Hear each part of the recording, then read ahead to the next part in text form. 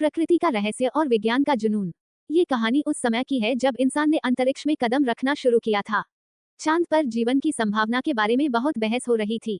वैज्ञानिकों का मानना था कि चांद पर पानी, हवा और मिट्टी के अभाव के कारण जीवन असंभव है। लेकिन एक जिद्दी और होनहार वैज्ञानिक डॉक्टर अर्जुन इस धारणा को चुनौती देना चाहते थे। डॉक्टर अर्जुन अंतरिक्ष विज्ञान के बड़े प्रेमी थे। बचपन से ही वह चांद को टकटकी लगाकर देखा करते थे और कल्पना करते थे कि क्या चांद पर जीवन हो सकता है। उनकी इस जिज्ञासा ने उन्हें वैज्ञानिक बनने के लिए प्रेरित किया। सालों की कड़ी मेहनत के बाद अर्जुन एक बड़ा शोधकर्ता बन गए और चांद पर जीवन खोजने के मिशन पर काम करने लगे। एक दिन उन्हें अपने पिता के संग्रहालय में एक पुरानी किताब मिली। ये किताब कई रहस्यमय कहानियों से भरी थी। इसमें एक अध्याय में लिखा था कि चांद पर एक जादुई पौधा है जो बैंगन के आकार के फल देता है। इस पौधे के फलों में अद्भुत शक्ति है। इसे खाने वाला इंसान भूख और थकान को भूल जाता है और पूरी तरह स्वस्थ महसूस करता है। इस कहानी को पढ़कर अर्जुन का मन रोमांचित हो गया। उन्होंने सोचा, अगर ये पौधा सच में मौजूद है तो ये दुनिया की भूख और गरीबी का समाधान बन सकता है। अर्जुन ने इस बात पर गहन शोध करना शुरू किया।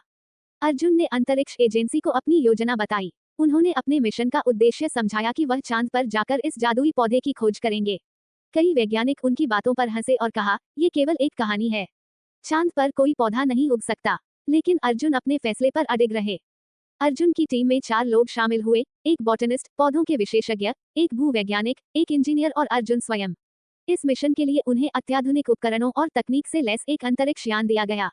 कई महीनों की तैयारी के बाद उनका यान चांद की ओर रवाना हुआ। चांद पर पहुंचने के बाद टीम ने अपनी जांच शुरू की। चांद की सतह पर चलते हुए उन्होंने वहां की चट्टानों और मिट्टी का अध्ययन किया। ये काम बहुत चुनौतीपूर्ण था क्योंकि वहां का वातावरण बेहद कठोर था। एक दिन जब अर्जुन अपने उपकरणों के साथ काम कर रहे थे, उन्होंने दूर एक घाटी में हल्की चमक देखी। वह चमक अजीब सी थी, जैसे वहां कोई अनोखी चीज हो। अर्जुन ने अपनी टीम को इकट्ठा किया और सभी लोग उस चमकीली जगह की ओर बढ़ने लगे। घाटी में पहुंचते ही टीम ने देखा कि वहां एक हरा भरा पौधा उग रहा था। ये पौधा वहां की सूखी और बंजर जमीन पर कैसे पनप रहा था, ये देखकर सभी चकित रह गए। पौधे पर बैंगन के आकार के चमकीले फल लगे हुए थे। बॉटनिस्ट ने पौधे का निरीक्षण किया और पाया कि इसकी जड़ें सामान्य पौधों से बिल्कुल अलग थीं। ये पौधा अपनी ऊर्जा खुद उत्पन्न कर रहा था। अर्जुन ने पौधे से एक फल तोड़ा और उसका विश्लेषण किया। परीक्षण से पता चला कि यह फल खाने वाले को तुरंत ऊर्जा और संतोष देता है। जब अर्जुन ने दूसरे फल को तोड़ने की कोशिश की तो अचानक पौधे की पत्तियां हिलने लगीं। पौधे से हल्की रोशनी निकलने लगी। ऐसा लग रहा था जैसे पौधा कुछ कहना चाहता हो। कुछ देर बाद पौधे ने अपनी जड़ों से चांद की मिट्टी पर अजीब से चित्र बनाए। ये चित्र एक संदेश था। संदेश में लिखा था, मैं प्रकृति का वरदान हूँ। मेरा उपयोग केवल भलाई के लिए करना। अगर मेरे फल का दुरुपयोग हुआ तो मैं अपना जादू खो दूंगा। अर्जुन और उनकी टीम ने इस संदेश को समझा और पौधे से वादा किया कि वे इसका उपयोग केवल जरूरतमंदों की मदद के लिए करेंगे।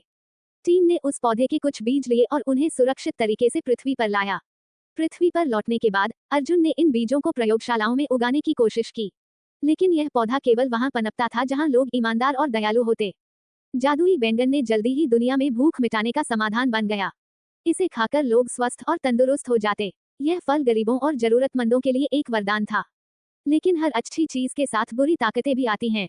कुछ लालची व्यापारियों ने इस जादुई बैंगन को अपने फायदे के लिए इस्तेमाल करना चाहा। उन्होंने इसे महंगे दामों पर बेचना शुरू कर दिया। लेकिन जैसे ही उन्होंने ऐसा किया, पौधे ने अपना जादू खोना शुरू कर दिया। अर्जुन ने इन व्यापारियों को समझाया और कहा, ये पौधा केवल उन लोगों के लिए है जिन्हें सच में इसकी जरूरत है। इसे लालच का माध्यम मत बनाओ। धीरे धीरे लोगों को अपनी गलती का एहसास हुआ। अर्जुन ने अपने मिशन को सफलतापूर्वक पूरा किया। जादुई बैंगन का पौधा दुनिया में भूख और गरीबी के खिलाफ लड़ाई का प्रतीक बन गया। लोग इसे प्रकृति का चमत्कार कहने लगे। ये कहानी हमें सिखाती है कि प्रकृति का वरदान केवल भलाई के लिए होता है। लालच और स्वार्थ का अंत हमेशा बुरा होता है। हमें अपने ज्ञान और शक्तियों का उपयोग दूसरों की मदद के लिए करना चाहिए।